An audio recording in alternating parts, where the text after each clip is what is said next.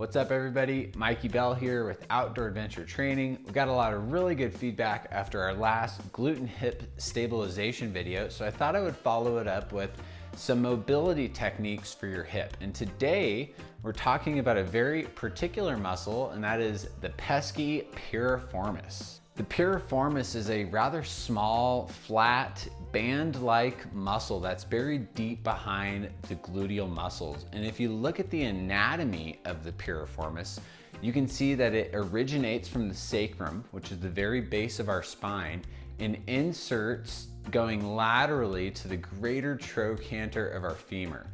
And really, unlike most muscles, the piriformis does not have a specific action, but rather is responsible for just general hip stabilization.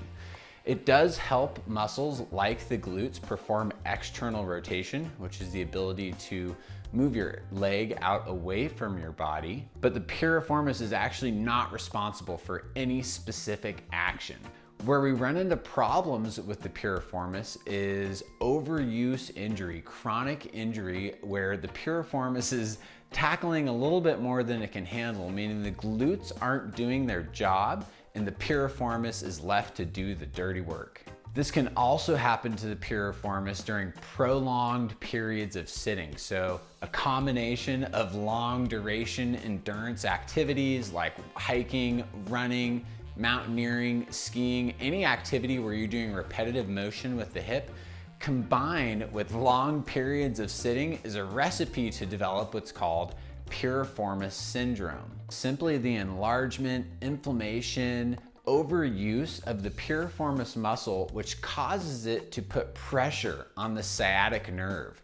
And that can cause a burning, tingling sensation through the glutes and down the entire leg. So even if you don't have piriformis syndrome, it's still really important as an outdoor athlete that you practice techniques to help relax that piriformis, because unless you have absolutely perfect movement patterns, which nobody does, your glutes aren't doing the work that they should be doing, and your piriformis is inevitably left with too much workload that it can't handle for such a small, stabilizing muscle. So the purpose of this video is to introduce several techniques that you can use on your piriformis to help relax it. This, combined with exercises from our glute and hip stabilization video, is a recipe for improving your performance when you're out on the trail, out on the mountain, and decreasing pain, and ultimately increasing your longevity as an outdoor athlete. You are going to need a few different tools to practice some of the techniques we're going to demonstrate. First and foremost is a foam roller. If you don't have one of these suckers, you need to pause this video, run to your local sporting goods store, order on Amazon yourself a foam roller, because you absolutely need one as an outdoor athlete, or really just an athlete in general. We have full foam rolling videos on our YouTube channel. Link is in the description. Check them out. You will need a foam roller of any density. Next, you're going to need some sort of a ball. I'm going to be using a lacrosse ball. I really love the lacrosse ball. It's rubbery, it's got a good grip to it, and it's a really nice density for getting into some trigger point release techniques that we'll be practicing. If you don't have a lacrosse ball, no worries, pick one up when the time's right, but you can also use a baseball, a softball. You can even use a tennis ball, though the density might not be there, but get creative, find something that you can make this work. And lastly, and this is optional, it might be really helpful to have some sort of a yoga block or prop handy. You can also just use your foam roller as a block. You can use a pillow, a cushion, just something to help support us in some of the static stretches that we'll be practicing. Well, that's enough of me talking. Let's dive right into the mobility techniques. So we're gonna start off with foam rolling the piriformis, also known as self-myofascial release, a really effective method to bring new blood, improve circulation, help improve range of motion and mobility ultimately. So all you're gonna do is just sit on your foam roller, on your sit bone, right on top of your hips, and we're gonna start off with the right side. So all you're gonna do is just let your knees drop over to the right side. So I'm just sitting on one hip, one glute, one butt cheek. And all we're gonna start doing is just some gentle rolling from the sit bone, which is the bone right at the base of your hip that you can sit on. And then we're gonna roll up towards the sacrum. which, as we remember from our little anatomy lesson, is where the piriformis originates from. So we're trying to run the whole length of that from the outside of our hip, that greater trochanter, all the way up to the sacrum. Now, this is a really effective way for getting the glutes, but because the piriformis is so much deeper, we got to do a little bit of extra work to get into it. So what we're going to do is cross the ankle over the opposite knee, and that's going to put those glutes and piriformis in an extended position, allowing us to get a little deeper into the muscle tissue. So already you should notice a difference by doing that. And again, it's just nice and slow. Generally, good rule of thumb is about 1 inch per second, so I'm not rolling super quickly. I don't want to cause that muscle to contract. We're trying to relax here. Let that muscle take a day off. So just nice and easy. You'll start to feel where that piriformis is. When you get that, ooh, that really intense sensation, that's likely your piriformis, especially if you've never rolled it. So I'm just gonna find those spots of tenderness and breathe into it. Generally, foam rolling, it takes some time to stimulate that relaxation, which is known as autogenic inhibition. So we want to spend at least 1 to 2 minutes foam rolling each muscle, which can be very time consuming. Okay, so I'm feeling like getting a little less of that twinge, that ting, that thing that really sets you off and makes you hold your breath. It's really important to breathe when we're doing these techniques. Okay, and we're gonna go to the other side now and start loosening up the other piriformis. So all you need to do to switch, I'm gonna turn the foam roller just so you can see, is I'm, again, letting both of my knees drop to one side. Might do a few passes here just to kind of suss things out, see how the hips feeling today, how the glutes are feeling. Mine are a little bit tight. Had a big day of skiing this morning and yesterday and the day before that, so my glutes and piriformis are feeling it for sure. So next, we're gonna cross that ankle over the knee. And oh yeah, this side's a little bit tighter than the right. That's totally normal. We tend to favor one side more than the other, and that's probably the side where that piriformis, that hip stabilizer, is going to get a little more agitated. So I'm finding here that it's a little bit further up towards my sacrum where I'm really feeling it. Getting into that piriformis. We'll do a few more passes here. Continuing to breathe. Not uncommon to feel that same shooting sensation down the leg when we're working with the piriformis because it's right on top of the sciatic nerve. And that's okay because ultimately what we're doing here is going to decrease inflammation. So long term, it should alleviate pain, even though in the minute we might be inflicting a little bit of pain. But if anything hurts that badly, stop. Should not be painful, might be a little cringy at times, a little crunchy. That's okay, that's kind of what we're looking for. Okay, we're gonna transition now to the trigger point release of the piriformis. Okay, so grab your lacrosse ball, your baseball, softball, whatever it is you're working with, and we're gonna practice what's called trigger point release. So the same modality as foam rolling, self-myofascial release, but we're using a much smaller surface. So we're gonna get in a lot deeper and hit those trigger points that we're looking for to stimulate greater range of motion, specifically through the hip joint. So all you're gonna do, place your lacrosse ball on the ground, and you're gonna wanna ease into this pretty slowly, but I am gonna go ahead and cross the ankle over the knee right away. And you're gonna find out really quick where your piriformis is. Usually the glutes with trigger point release, it's not too bad because they're pretty big muscles, but you're gonna find that piriformis. It's on the outside of the hip. Remember, from the greater trochanter over to the sacrum. Now there are times, and I'm gonna stop for just a second to show you this, where your piriformis or any tight muscle might feel like a rope, and that ball is gonna wanna roll off of it. What you need to try to do is get that ball on top of the rope, that steel cable that we don't want, and pin it. And that's gonna help stimulate that relaxation. If we're going back and forth over the muscle, that could aggravate it even more. So decrease the pressure and really focus on truly hitting that piriformis I'm gonna get back into it here. So getting more on that external part of the hip, right about there for me. We're not rolling. The goal is just to relax and breathe deeply and let that lacrosse ball get a little bit deeper with each breath. While I'm doing this too, I'm thinking about keeping my knee pressed away from me. Your initial response might be to bring the knee in towards the chest, but try to push it away. Breathing into it again. This is a really good technique. After a big run, big hike, big trip in the mountains, get back and foam roll that piriformis, along with a whole bunch of other muscles. This is just one of the best. All right, so hopefully you're getting a sense of what this should feel like. Can be very intense. I'm getting that little bit of sensation down the leg, even below the knee, into my calf almost. And that's good. That's what we want. That means we're on it.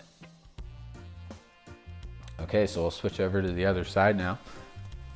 So cross ball right on the outside edge of the hip, cross the knee over right away. Find that piriformis right there. This left side is tight. So we mentioned that the piriformis can lead to sciatic nerve pain, sciatica, but it can also contribute to lower back pain. It's pulling so much on the sacrum that it can actually pull your lower back out of alignment. So this can actually help indirectly align our spine. So it's not chiropractic work by any means, but creating that relaxation and elongation through the muscle will help decrease the stress on the skeletal system and hopefully allow your joints to move more freely, which ultimately is what mobility is all about. We just transitioned a little bit further up towards the sacrum. Really juicy spot here. Try to relax your face, your jaw. Anytime we're working with the hips, that can be a pretty quick response, is to contract, tense up, especially through the face and the jaw. There's a connection there between the hip and the jaw. Do a few more good breaths here.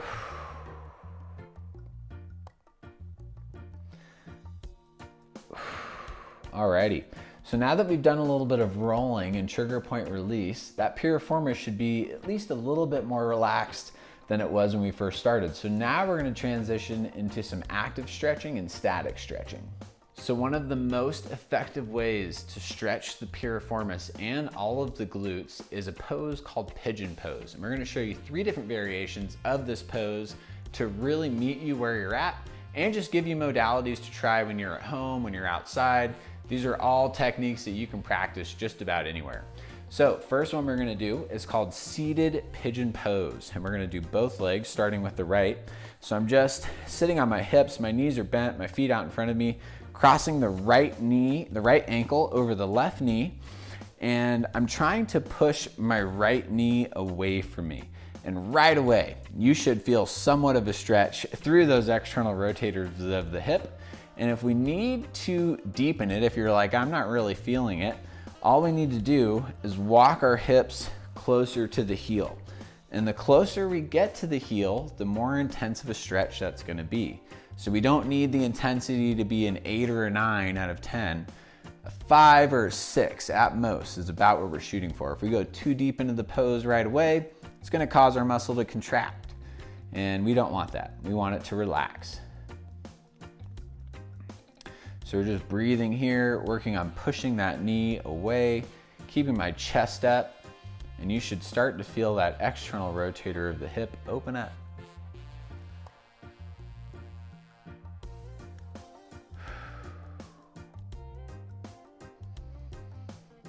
In general, with stretching, we should be holding poses for at least 60 seconds. 2 minutes or more is ideal. That's where we really get deep.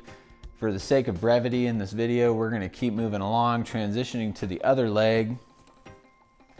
So again, crossing the left ankle over the right knee this time, and you can choose how close you want your hips to your heel, working on pushing the knee away from me. So I'm actively pushing that knee away. The tendency is for it to want to come in, those muscles are tight. especially on my left side today. Geez, I gotta stop skiing so much.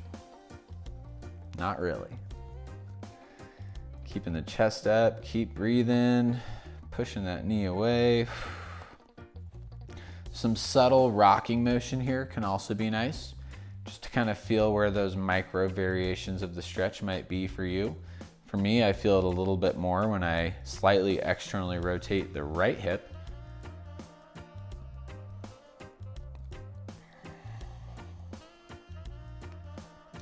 Okay, next variation here is reclined pigeon. So that was seated. Now, what I'm gonna do is cross my right ankle over my left knee. We're going back to the right leg. I'm gonna lay down on my back.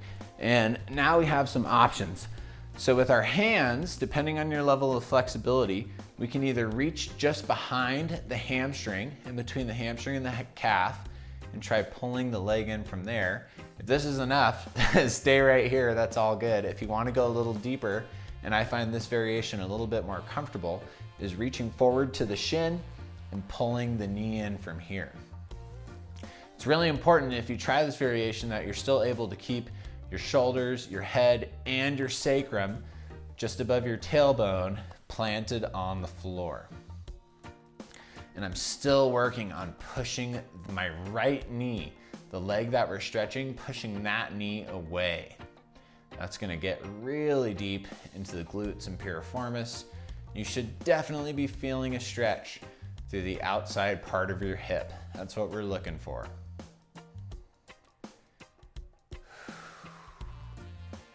We'll take a few more breaths here. Starting to feel that piriformis open up a little bit. Getting ready to go ski tomorrow.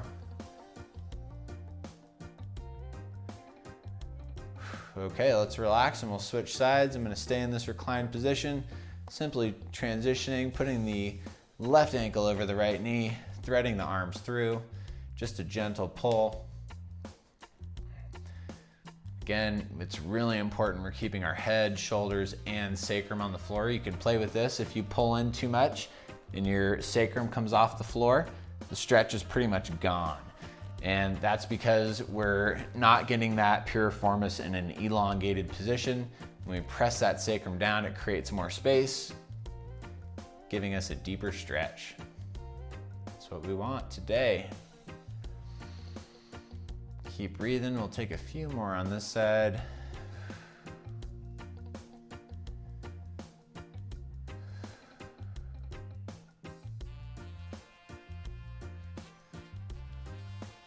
Okay, so we're gonna come into our full pigeon pose next. So we're gonna come all the way up, and this is where your block might come in handy. So I'm gonna transition back to start on the right leg, and I'm gonna step forward first into a lunge position. And my goal now is to walk my right foot over towards the left. So I'm using my toes and my heel to cross over, and then I'm trying to push this knee down towards the ground. Ideally, we're staying right here. I'm working to keep my shin perpendicular to the way that I'm facing. The tendency might be for this foot to come back towards your groin. Try not to let that happen. Try to keep it out away in that 90-degree angle to your body. And then this is where the block might be helpful. If you can't go down all the way to the floor, your hips not touching, we can stay right here. And that's great. Nothing wrong with that at all. I'm gonna remove it for now. So we're gonna start with a little bit of active isolated stretching from the top of our pigeon pose. So what I'm gonna do is I'm thinking about pressing the knee down to the floor and keeping my back flat. I'm gonna slowly hinge forward, feeling a really deep stretch through the piriformis, and then come out of it. So we're gonna inhale, big breath in, exhale, and pushing forward, keeping the spine flat. Don't let your back round, keep it flat. So this is active isolated stretching. We're actively moving the muscle through the range of motion to facilitate a little bit of mobility gain.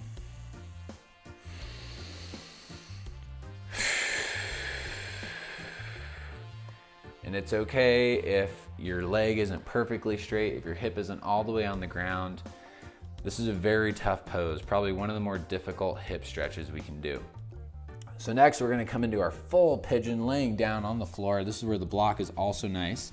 I'm gonna place it down right in front of me so I can let my forehead rest on it. And we're just gonna hang out here for a few breaths. So I'm breathing deeply.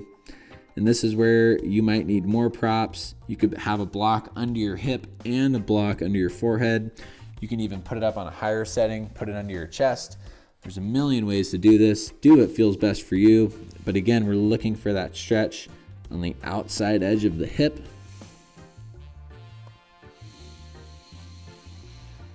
This is one that I encourage you to stay in for as long as you can, as long as you can handle. And again, remember, pay attention to your jaw, your facial muscles, even emotions. A lot of times we store emotions in our hips, so see what comes out for you. All right, we're gonna transition to the other side now. So right leg goes back, left foot steps forward into the lunge. And then again, I'm toe heeling across the midline, dropping the knee down towards the floor the best that I can. Again, this is my tighter side, so we'll see. Trying to reach that right leg out as best I can.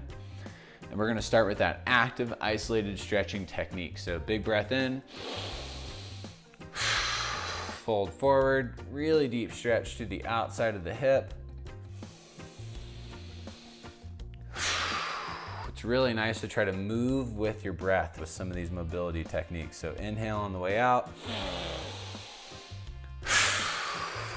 Exhale and try to push a little deeper each time, best that you can. Last one here. And I'm just gonna keep working my way down with this one. Letting the spine round naturally. Head is on the block. Try to get as relaxed as possible in this pose. Even getting those feet out. Really deep stretch on this left side for me, pretty tight. But it's all good. Piriformis is a pesky little muscle like we mentioned, and it can take a lot of time to undo all the damage we've done to it. But your hips are gonna thank you for it. Take a few more breaths.